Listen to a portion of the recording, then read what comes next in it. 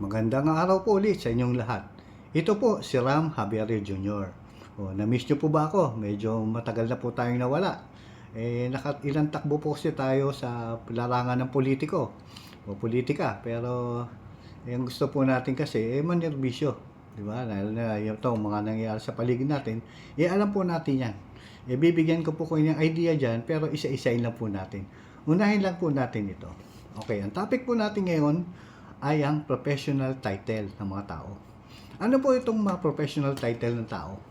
Mga tao sa Pilipinas. Pag-usapan lang po natin sa atin. Yan po yung mga binibigay ng kahit gobyerno na sinatawag natin na mga doktor, abogado, di ba? Yung mga nurse, yung mga engineer, architect, at marami pang iba. So, sino pa yung mga iba? Ayan po yung mga binibigay sa mga pulis, sa mga sundalo, mga Coast Guard, at iba pang mga uniform services. Yan po ay binibigay din po sa mga, actually sa barangay hanggang barangay tanod. Pati yung SG, security guard, meron po yan training at meron din yan po mga examination para maibigay po yan. Ngayon, bilang mga profesional, yan, kunyari ikaw ay si patrolman o si private ng AFP or the Armed Forces of the Philippines. Pag ikaw nagpakilala sa isang tao na usapang mga bagay na kunya napasukan, lalo na kunya sa pulis na mayroong krimen na nakialam ka dahil siyempre pulis ka, sinabi mo ako po si patrolman ganon, o umabot sa usapin, umabot pa sa korte. Pag sinabi ni attorney ganon o ni prosec, huwag kang tatawagin na mister, di ba? Kasi nagpakilala ka. That entitlement is binigay sa'yo ng gobyerno kahit na ikaw ay retired. Bakit?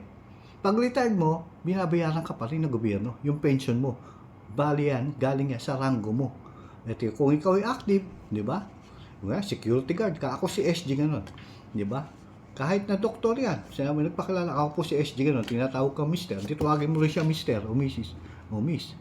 Pag sinabi yung doktor ako, SG po ako, barangay tanod po ako, yan po entitlement ko.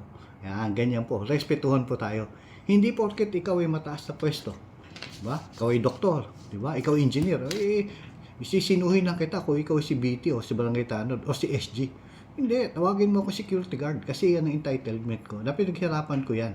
Diba? So, dapat respetuhan. Pag nagpakilala kayo sa inyong profession, kayo, kung ano pa, sabi mo, ako si Captain, Police Captain, gano'n, o si Army Captain, gano'n. So, ikaw ay dapat tawagin sa ranggo mo. So, irregard, kung niya sasabihin na siya, ako ay PRC license, o ako ay member ng bar. Bakit? Meron po tayong may examination para ma-promote. Meron po tayong mga requirements. Pinaghirapan po natin lahat yan. Pati po yung mga chef, di ba? Sinecertify na school yan, hindi ka mapapasa dyan kung ikaw ay kulang sa requirement at sa kakaalaman tungkol sa pagluluto. Kaya pag sinamong, ako si chef ganon, meron kang qualification. They should call you as your title, chef. Dahil yung sinabi mo. Ganon po yun.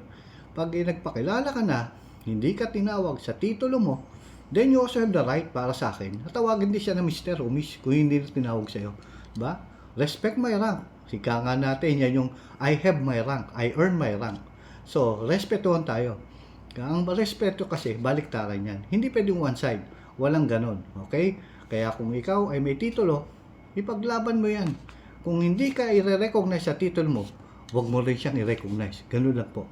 Yun lamang po. Magandang araw po muli sa inyong lahat.